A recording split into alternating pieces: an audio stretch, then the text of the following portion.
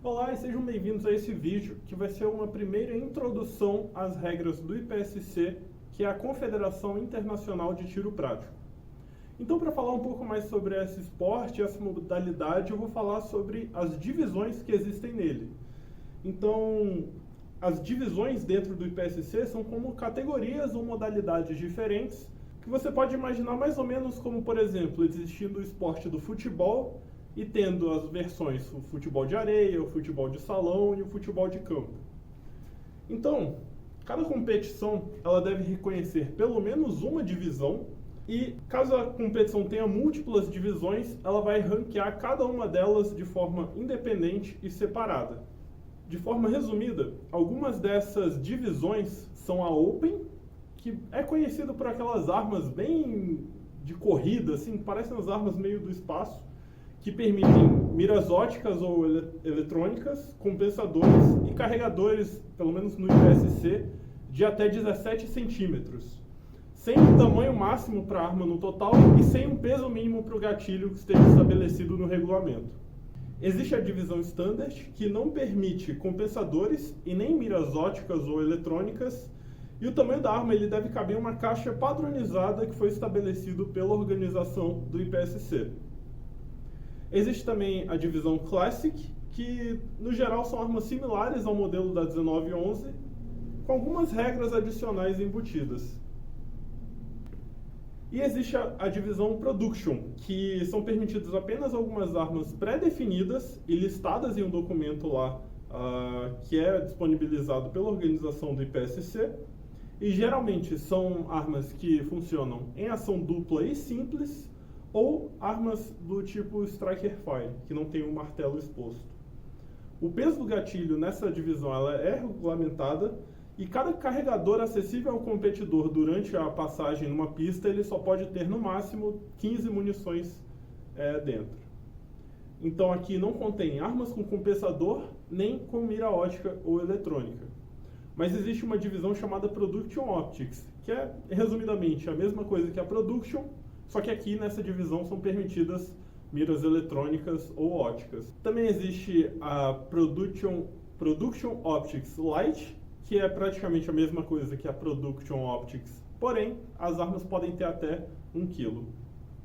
E também existe a divisão de revólver. Para quem gosta de competir de revólver, é um pouco autoexplicativo já. E atentando para que o calibre mínimo nessas divisões que foram ditas aqui é o 9mm ou o 9 por 19mm. E um pequeno detalhe aqui sobre equipamento é que, no geral, você escolhe uma arma para participar de uma determinada categoria, mas ela não vai ditar a sua performance na competição, ou seja, vai ser mais o atirador do que o equipamento. Então, no geral, o seu equipamento não importa tanto assim, desde que ele te ofereça um mínimo de segurança, que você tenha uma confiança nele, você saiba utilizar e treine nele. Tem algumas categorias onde os vencedores usam armas praticamente de fábrica e tem uma ótima performance utilizando tal. Um detalhe aqui sobre as competições e sobre a prática em si: durante as pistas e durante a prova e sua organização, terão diversas pessoas encarregadas pela segurança, pela manutenção e pelo gerenciamento dessa prática. Uma que você vai entrar em contato com certeza são os Range Officers, ou ROs, para ter uma forma mais fácil de se referir a eles, que vão ser as pessoas que vão lidar e te dar os comandos e gerenciar a competição em si. Então eles vão ser citados daqui para frente quando você tiver alguma dúvida ou quando você estiver sob comando deles para interagir e poder executar a sua passada na prova. Então, uma etapa da competição ela é formada por pistas, e cada pista vai ter um resumo de quais são os objetivos que você precisa fazer naquela pista, e esse resuminho é chamado de briefing. Então, toda pista deve ter um briefing explicando o que você deve fazer nela. Além disso, o briefing vai conter um desenho da pista, quantos alvos vão existir na pista, a quantidade total de disparos exigidos para que você acerte todos os alvos, qual a condição inicial da sua arma, se ela vai precisar começar desmuniciada, com um carregador, sem um carregador, e se não tiver nada, ela vai começar com um carregador e municiada, com uma munição na câmara. Qual que é o sinal de início, que normalmente é um bip, é um aviso sonoro. qual que é a posição de início e quais procedimentos devem ser tomados naquela pista. Então, um exemplo de procedimentos que você pode encontrar é, ao sinal de início, disparar nos alvos de dentro da área designada. Mas caso tenham alvos móveis, alvos que desaparecem, alvos bônus e coisas do tipo, estará listado nos procedimentos. Então agora eu vou falar um pouquinho sobre os alvos e a pontuação no IPSC e como ela funciona.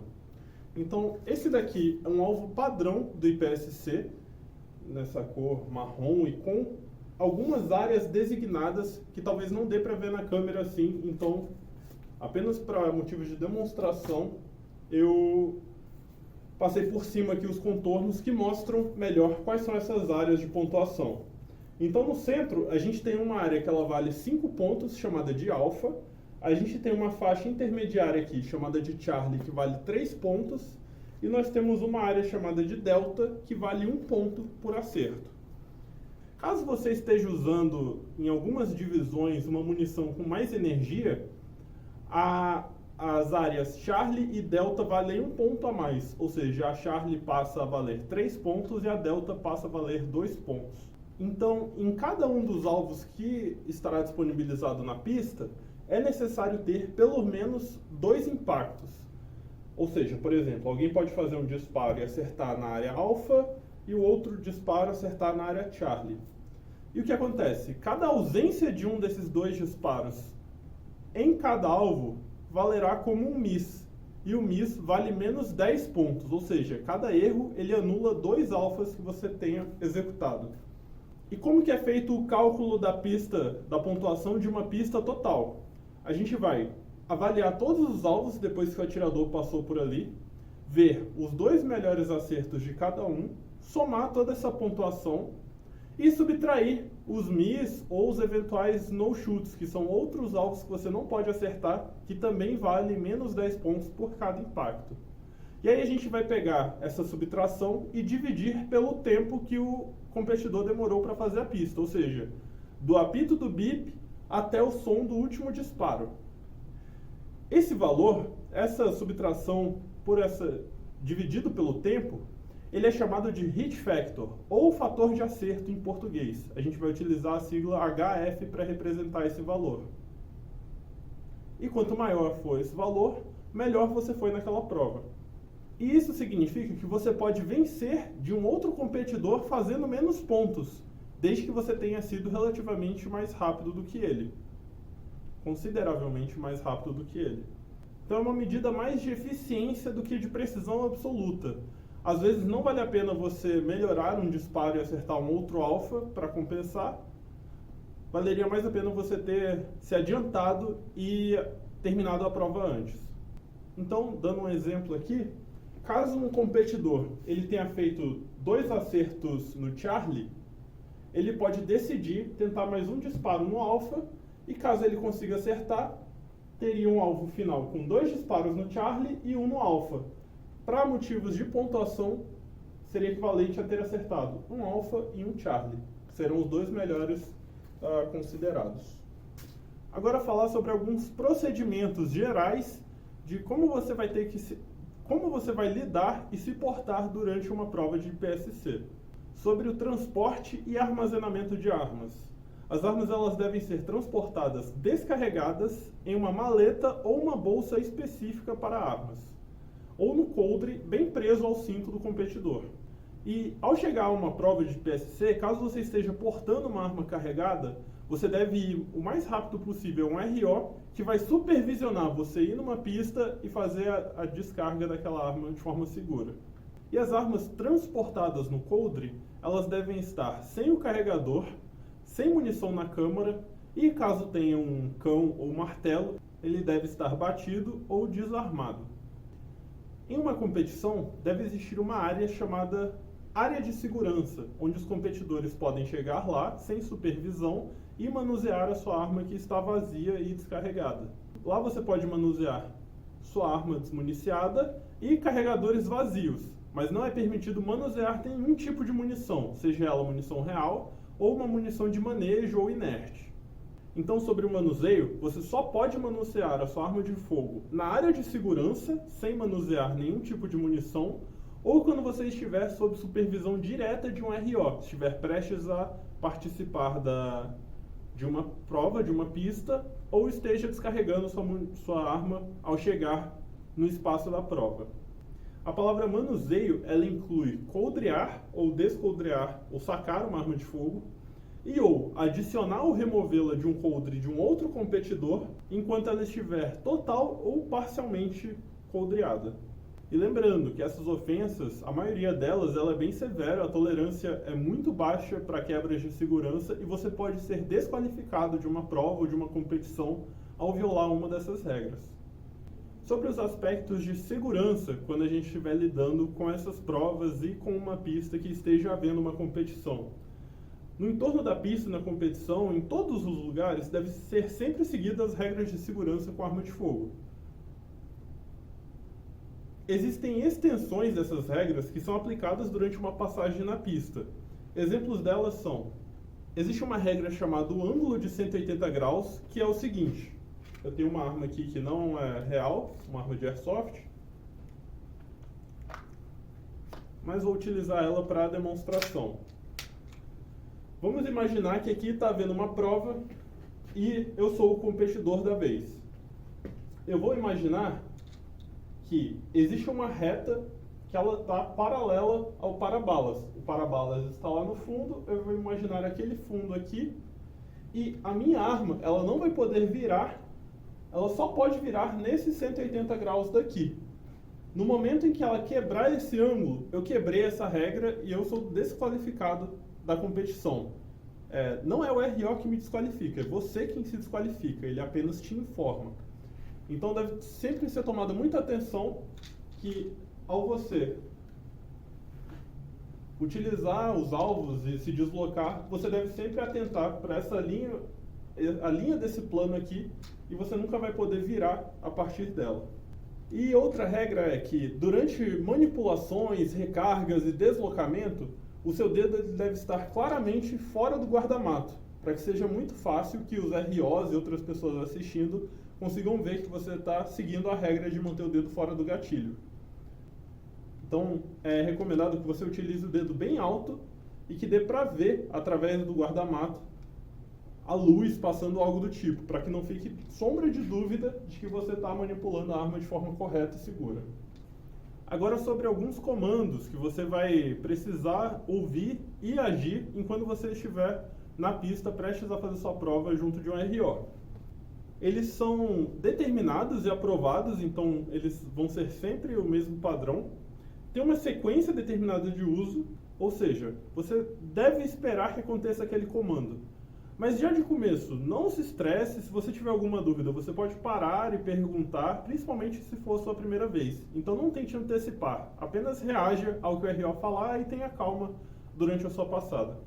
O primeiro comando, ele é o de carregar e ficar pronto, ou fique pronto, para caso a arma ela comece desmuniciada. E esse comando ele é o início da pista de tiro. Sob a supervisão da RO, o competidor deve ficar de frente para o para-balas, ou em uma direção segura especificada pelo RO, e preparar a arma de acordo com o briefing da pista, e em seguida assumir a posição de início, que também é fornecido no briefing da pista. Atirador, carregar e ficar pronto.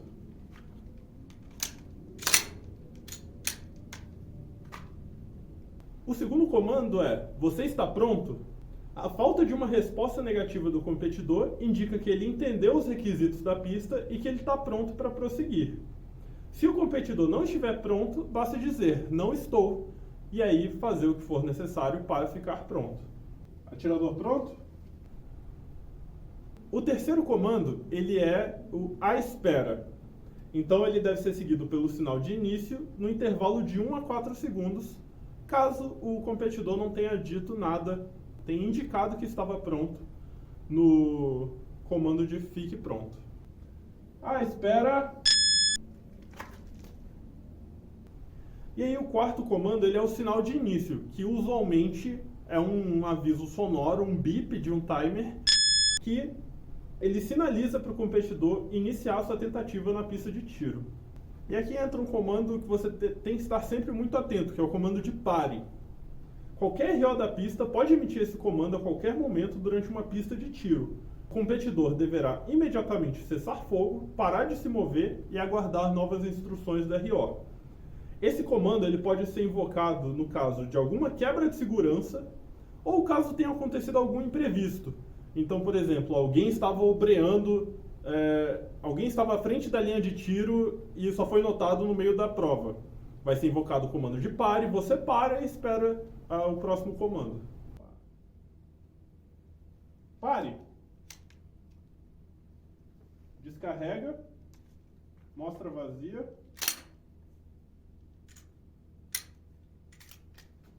O sexto comando é: se terminou, descarregue e mostre vazia. Se o competidor ele terminou de atirar e deseja concluir a sua tentativa, ele deve baixar a sua arma e apresentá-la para a inspeção do RO com o cano apontado para o para-balas. Retirar o carregador, travar ou segurar a arma aberta e mostrar a câmara vazia. Os revólveres devem ser apresentados com o tambor aberto e vazio. Se terminou, descarregue e mostre vazia.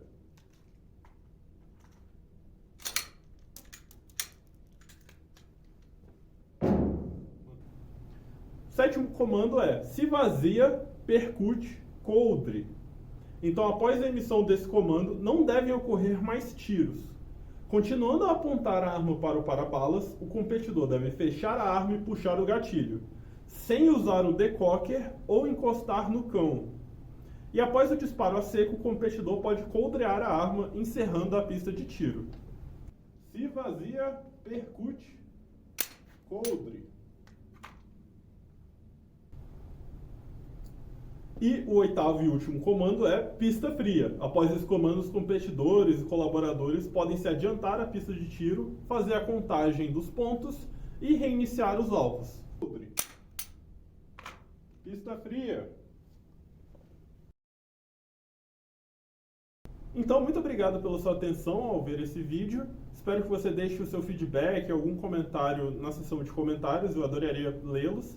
E eu gostaria de agradecer ao Clube Canela Verde por ceder o espaço para a gravação e serem ótimas pessoas, e também ao canal The Humble Marksman, que fez uma versão desse vídeo original em inglês para o SPSA, que eu vou tentar deixar o link aqui também, caso vocês tenham interesse. Então, muito obrigado. Espera! Vai, executa.